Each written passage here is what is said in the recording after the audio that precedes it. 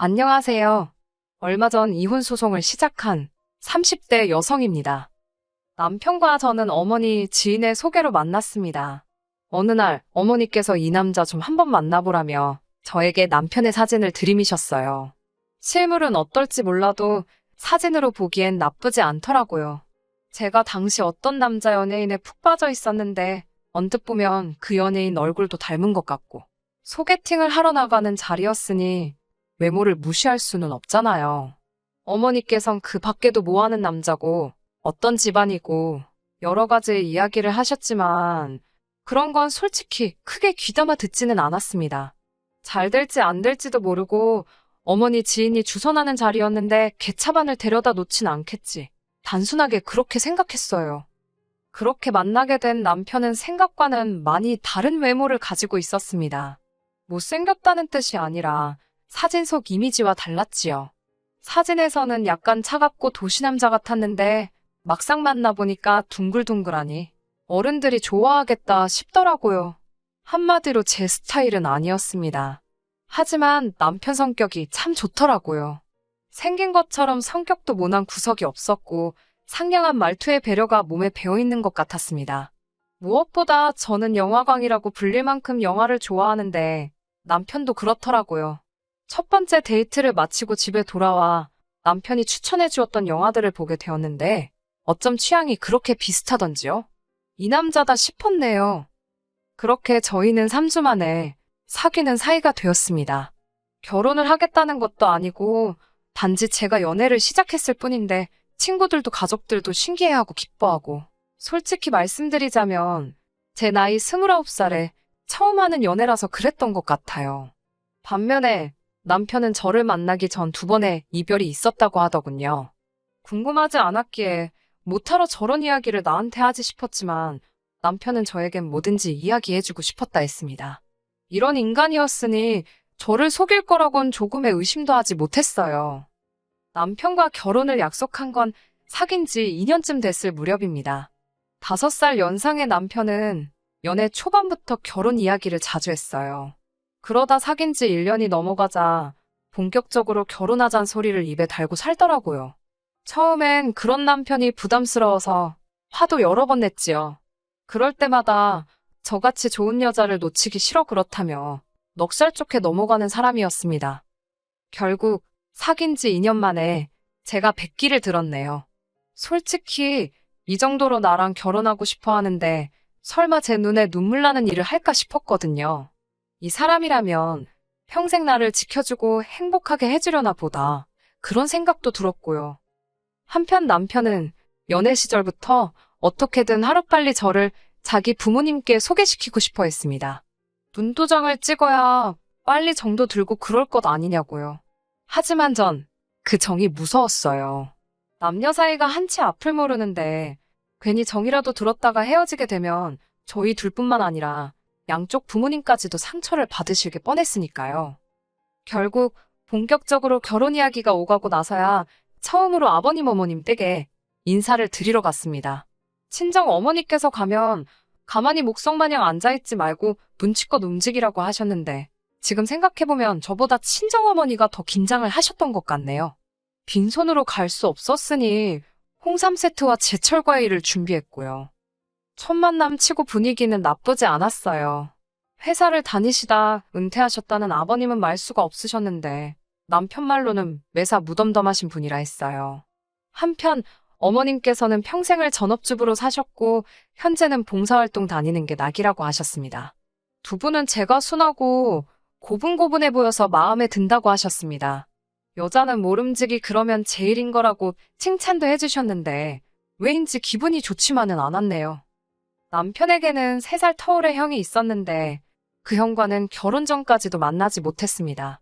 2~3번의 기회가 있긴 했지만 매번 당일날 회사에 일이 생겼다던가 갑자기 급한 일이 생겼다던가의 이유로 취소가 되었거든요. 저도 그렇고 남편도 그렇고 다들 일을 하던 사람들이니까 다시 약속을 잡는 일도 쉽지가 않았고요. 어머님 아버님께선 아주버님하고는 차차 친해지면 되지 않겠냐며 너무 신경 쓰지 말라 하셨습니다. 그렇게 유야무야 넘어가서 결혼식장에서 처음 만났어요. 남편과 아주버님의 사이는 좋은 편이었지만 연애 때부터 남편이 제 앞에서 아주버님 이야기를 한 적은 거의 없었습니다. 아주버님은 지방에서 일을 하고 있다는 것 정도였지요. 그러다 결혼을 며칠 앞두고 아주버님이 유부남이고 아이가 있다고 하더라고요. 솔직히 황당했어요. 이게 뭐라고 말을 안 했지 싶었으니까요. 도무지 이해가 안 돼서 왜 진작에 말하지 않았냐고 물으니 남편의 반응은 자기도 모르겠다며 깜빡했답니다. 그러더니 자기 형이 결혼했고 안 했고가 우리 결혼에 영향을 끼칠 만큼 중요한 일이었냐고 오히려 저에게 반문을 하더라고요. 그렇게 물어오니 저도 달리할 말은 없었습니다만 그래도 기분이 나쁘고 찜찜하더군요. 아무튼 무사히 저희는 부부의 연을 맺게 되었습니다.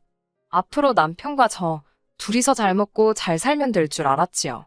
그런데 식을 올리고 얼마 되지 않아 어머님 때문에 크게 감정이 상하는 일이 있었습니다. 신혼여행에서 돌아온 날이었습니다. 아침에 친정 아버지가 갑자기 쓰러지셨다는 소식을 들으면서 비행기를 탔던 상황이라 제 마음은 한시가 급하고 바빴지요.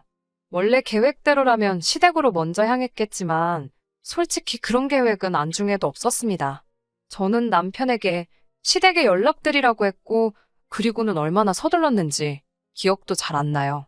알고 보니 아버지는 원래도 심한 저혈압이셨는데 근래의 사업 때문에 신경 쓰실 일이 많다 보니 순간 정신을 잃으셨던 모양입니다. 다행히 직원들이 옆에 있었기에 바로 병원으로 이송되셨고요.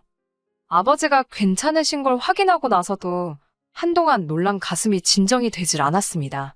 아버지는 집으로 가시겠다고 고집을 피우셨고 그렇게 저희는 친정으로 향했습니다. 남편에게 어머님이 뭘 하시냐니까 알겠다고 하셨다고 하길래 저는 다 괜찮은 줄 알았어요. 그렇게 남편과 함께 친정에서 하루를 쉬고 이튿날 시댁으로 향했습니다. 시댁에 도착했더니 어머님께서 저를 본체만체 하시더라고요. 저희 여행이 어땠는지 그런 건 고사하고 사도는 어떻냐, 괜찮으시냐도 한마디 물어보지 않으셨습니다. 솔직히 저희에 대해서 안 물어보시는 거 저를 무시하신 건 서운하셔서 그러시나 보다. 그러실 수도 있지 싶었어요. 하지만 저희 아버지가 병원에 계셨다는 걸 아시면서 괜찮으신지 한마디 물어봐주지 않으시니 저도 사람인지라 기분이 상하더라고요. 저도 그래서 아무 말도 안 하고 있었습니다. 아버님과 저, 그리고 남편이 어색하게 거실에 앉아 있었고 어머님은 찬바람을 쌩쌩 내뿜으시며 괜히 거실을 왔다 갔다 하시더니 안방으로 쏙 들어가시곤 방문을 쾅 닫아버리셨습니다. 제가 안방을 노크하며 어머님께 괜찮으시냐고 배는 안 고프신지 외식하는 게 어떠실지 여러 가지를 여쭤봤습니다만 아무런 말씀도 없으셨고요. 난처한 제가 남편에게 어떻게 좀 해보라니까 제가 저지른 짓이니 저더러 수습하랍니다. 그 말을 듣는데 정이 뚝 떨어지더라고요. 장인어른이 쓰러지신 게 제가 저지른 짓인 거냐고 따지고 드니 그럴 정신이 있으면 자기 어머니부터 달래드리라는 거예요. 어이가 없어서 한마디 싸붙이려는데 갑자기 안방문이 확 열리더니 어머님이 나오셨습니다. 저를 노려보시더니 엄청 서럽다는 듯이 엉엉 소리를 내시며 울기 시작하셨습니다. 저더러 이제 와서 못하러 왔냐고요. 당혹스러웠지만 저도 모르게 죄송하단 소리가 절로 나왔습니다. 어머님께선 당신이 저희 오는 날에 맞춰서 음식도 잔뜩 만들고 했는데 저희가 친정으로 내빼서 너무 서러우셨답니다. 내빼다니 말씀이 심하시다 싶었지만 혹시 남편이 설명을 똑바로 안 했나 싶어서 저희 아버지가 저혈압으로 쓰러지셔서 걱정이 돼서 먼저 가게 되었다고 모르셨냐고 조심스레 물었어요. 그러자 안다고 잘 알지만 저혈압으로 죽는 사람이 세상에 어디 있냐입니다. 그래서 네 아버지 죽었냐입니다. 멀쩡하지 않냐고요. 제가 놀라서 어떻게 말씀을 그렇게 하시냐고 그랬더니 또 우시면서 서운해서 그러신답니다. 아니 서운하면 막말해도 되는 건가요? 저도 그때는 도저히 표정 관리가 안 돼서 제가 다음에 다시 와야겠다고 인사를 드리곤 자리를 일어났습니다. 남편이 그러고 가면 어쩌냐길래 오빠는 더 있다 오라고 했어요. 나는 불편해서 못 있겠다고요. 그날 그 사건을 계기로 어머님과 제 사이에는 보이지 않는 벽이 생기게 되었습니다. 아버님께선 저더러 적당히 하고 굽히고 들어가라 하셨고 저는 그에 대해서 좋다 싫다 대답하진 않았지요. 다만 가정의 평화를 위해서 며느리 노릇만 하자고 마음을 먹었네요. 이후로 명절이라던가 생신 그리고 어버이날 정도만 챙겼습니다. 생신상 차려달라 하셔서 차려드리고 용돈 챙겨드렸어요. 하지만 어머님은 그런 제 모습을 보곤 제가 죄송해서 그러는 줄 아셨나 봅니다. 그 일이 있고 1년도 되지 않아 아주 어이없는 소리를 들었거든요. 결혼했다던 아주버님은 사실 저희가 식을 올릴 때 이미 이혼한 상황이었습니다. 두 사람 사이에는 아이도 있었는데 이혼하면서 형님이 데리고 갔다고 했어요. 이후로 아주버님은 시댁으로 들어가 살기 시작하셨다고요. 자세한 이야기는 솔직히 궁금하지도 않았고 알고 싶지도 않았습니다. 시댁에 정이라곤 하나도 없었으니까요. 그런데 얼마 전 형님께서 아이를 데리고 시댁에 오셨습니다. 재혼을 하셨는데 재혼 상대도 아이가 있었던 모양이에요. 뭐 속사정이 어떤지는 모르겠지만 아이를 더는 못 키우겠다고 그러면서 시댁에 두고 갔다대요. 어머님께선 저 이야기를 하시면서 이제 당신이 믿을 건 저밖에 없답니다. 어이가 없어서 애를 아무 생각 없이 떠맡으신 거냐고 마음 같아선 따져 묻고 싶었지만 꼭 눌러 참고 확실히 말씀드렸습니다. 작은 엄마의 역할, 그 이상은 바라지 마시라고요. 하지만 어머님이 생각하시는 작은 엄마와 제가 생각하는 작은 엄마가 달라도 한참 달랐던 모양입니다. 시댁과 저희 집은 차로 1시간 거리였는데 그럼에도 불구하고 시도 때도 없이 저에게 전화를 걸어오셨어요. 주로 아이가 이런 상황인데 뭘 어떻게 해줘야 하냐는 거였지요. 애가 아픈데 병원에를 데려가라거나 애가 잠을 안 자는데 너희 집에 며칠 데려가서 재우라는 말도 안 되는 황당한 말씀들을 하셨습니다. 그러다 사건이 터졌습니다. 새벽 2시쯤이었는데 어머님께서 전화를 걸어오셨지요. 그 시간에 전화를 하시는 게 처음은 아니셨습니다. 매번 짜증과 걱정을 동시에 하면서 전화를 받아야만 했고 그날도 그랬지요. 어머님께선 애 몸에 두드러기가 난 것 같다며 어떻게 하냐입니다. 병원에 데려가시라니까 저더러 오랍니다. 당신은 너무 피곤하다며 내일 봉사도 가야 한다고. 왜? 그런 날 있잖아요. 유난히 컨디션도 안 좋고 모든 게 짜증나는 날. 제가 그날 그랬습니다.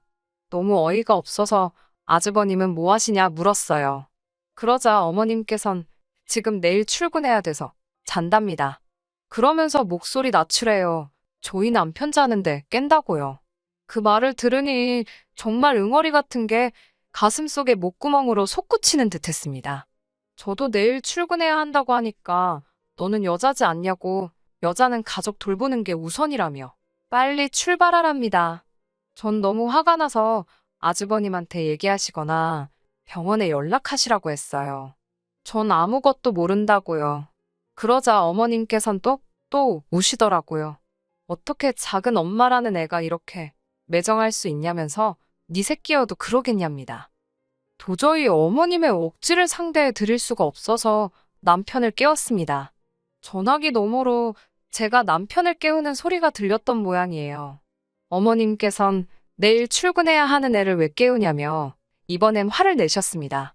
울다가도 화를 내시고 그러다 다시 저한테 앓는 소리를 하시고 진짜 원맨쇼도 이런 원맨쇼가 없더라고요. 더는 저도 견딜 수가 없어서 남편더러 당신이 받아보라고 휴대폰을 넘겼습니다. 건성건성 네네 하고 대답하는 소리가 들리더니 남편이 저더러 그냥 좀 갔다 오랍니다. 가서 들여다보는 척이라도 하고 오래요. 그러면서 작은 엄마도 엄만 아니냐며 왜 이렇게 모성애가 없냐입니다. 어차피 우리도 애 낳으면 아주버님이고 어머님한테 아쉬운 소리하는 날이 없겠냐며 저더러 먼저 모범을 보이라나요. 제가 덕을 쌓아야 훗날 태어날 우리 애가 그 복을 누린다나 말 같지도 않아서 가볼 테면 당신이나 가보라고 난 모르겠다고 그러고는 돌아 누워버렸습니다. 뒤척뒤척 하다가 밤잠을 설치고 어쨌든 출근은 해야 했으니 일어났습니다. 보아하니 남편도 제대로 못 잔 눈치더라고요. 제가 거실로 나가니 이야기 좀 하잡니다. 출근해야 하는데 바쁜데 왜 그러냐니까 지금 출근이 문제가 아니래요. 그러면서 자기가 밤새 곰곰이 생각해봤는데 조카를 데려와야겠답니다. 자기가 보아하니 어머님은 연로하시고 조카가 온 뒤에는 봉사활동도 못 다니셔서 스트레스를 많이 받으시는 눈치래요. 하던 봉사를 안 하니 죄를 짓는 기분이라며 이미 남편에게 하소연도 여러 번 하셨다고요. 저는 속으로 그깟 봉사하지 마시고 손자나 사랑으로 키워주시지 싶었지만 차마 입 밖에 내지는 않았어요. 남편은 저더러 어차피 매번 전화 받고 하는 것도 피곤하지 않냐면서 이참에 우리 애 키우는 예행 연습한다 생각하고 한번 해보자더군요. 제가 싫다고 더 말할 것도 없다고 싫다고 딱 잘라 거절을 했습니다. 그러자 남편은 그럼 자기가 시댁으로 가서 조카를 키우겠다고 당분간 떨어져 지내잡니다. 그러라고 했어요. 생활비도 못 준다길래 그러라고 했지요. 사실 신혼살림 차릴 때 남편이 모아둔 돈이 생각보다 없어서 집 전세금을 제가 혼자 냈거든요. 대신 결혼 생활에 들어가는 생활비는 전적으로 남편이 부담하고 있었고요. 남편 딴에는 자기가 생활비를 안 준다고 하면 제가 크게 쫄기라도 할 줄 알았나 봅니다. 하지만 아무런 상관이 없었어요. 솔직히 생활비라고 받아봤자 제 옷이나 화장품을 사는데 쓰는 돈은 전혀 없었으니까요. 다 관리비에 공과금 내는데 들어갔지. 그러니 뭐 생활비 안 준다고 제가 쫄 게 뭐가 있겠어요? 무엇보다 제가 남편보다 더 잘 벌고 있었는걸요. 제가 너무 순순히 생활비도 필요 없다. 남편이 시댁에 가서 지내겠다고 해도 그러라 하니까 자기도 괜한 말을 했다 싶었나 봅니다. 몇 번이고 저더러 후회 안 하냐고 물었으니까요. 저는 그만 좀 물어보라고 후회 안 한다고 내일 당장 내려가라고 했어요. 대신 서류 정리하고 가라고요. 그때부터는 오히려 주객이 전도되었지요. 남편이 어머님께 이야기를 했는지 어머님까지도 전화를 하셔서는 이제는 조카 문제 때문에 절 찾지 않을 테니 그저 둘이서만 행복하게 지내랍니다. 하지만 이 전화마저도 저는 불편하고 짜증이 났어요. 어머님이 또 누가 뭐라고 한 것도 아닌데 세상 서럽게 우셨으니까요. 어머님께선 당신은 저에게 바라는 게 하나도 없었는데 제가 당신을 너무 밀어낸다며 제가 그렇게 당신을 싫어하니 당신이 사라져 주시겠다나요? 어휴, 막말로 그런 소리도 한두 번이지요. 하도 들어서 인이 박혀 있었으니 시쳇말로 씨알도 안 먹혔지요. 양치기 소년 이야기도 모르시나 한번 읽어드려야 하나 싶을 정도였네요. 더 화가 났던 건 남편은 또 어머님이 그렇게 말씀하신 걸 알고는 너는 시어머니를 뻑하면 울리냐며 진짜 인정머리 없다고 저를 못된 인간 취급을 하더라니까요. 이 꼴 저 꼴 보기는 싫고 그런데 남편은 이혼은 안 하겠다고 어깃장을 놓으니 어쩔 수 없이 제가 이혼 소송을 걸었습니다. 남편이 비협조적으로 나온 덕분에 시간은 좀 걸릴 것 같지만 변호사 말이 저에게 불리할 건 없을 거라고요. 마음 편하게 먹고 잘 지내고만 있으라고 그러대요. 지금까지도 남편에게선 연락이 옵니다. 저더러 아직 애가 없어서 조카 이쁜 줄도 모르는 거고 어머님이 마음이 여려서 그러신 거지 아기는 없다고. 여전히 제 입장은 안중에도 없는 그 모습을 보고 이혼의 확신을 갖고 기다리고 있어요. 제 주변 사람들 반응도 양갈래로 나뉘는 편입니다. 몇몇 사람들은 그래도 한번 참지 그랬냐, 애가 나중에 크고 나면 얼마나 너한테 고마워하겠냐며 저를 탓했고 또 다른 사람들은 남의 애를 왜 너가 떠맡냐, 너네 시댁 이상하다 그러며 저 대신 욕을 해주기도 했어요. 하지만 사실 사람들의 의견이 뭐가 대수겠어요. 중요한 건 제 마음이지요. 앞으로도 한동안 쉬운 시간은 아닐 것 같지만 그동안 해왔던 신경전 모두 내려놓고 제 마음을 돌아보며 지내려고요. 끝까지 들어주셔서 감사합니다. 오늘의 사연은 여기까지입니다. 구독과 좋아요, 알람 설정 부탁드리고 더 좋은 사연으로 다시 찾아뵙겠습니다. 감사합니다.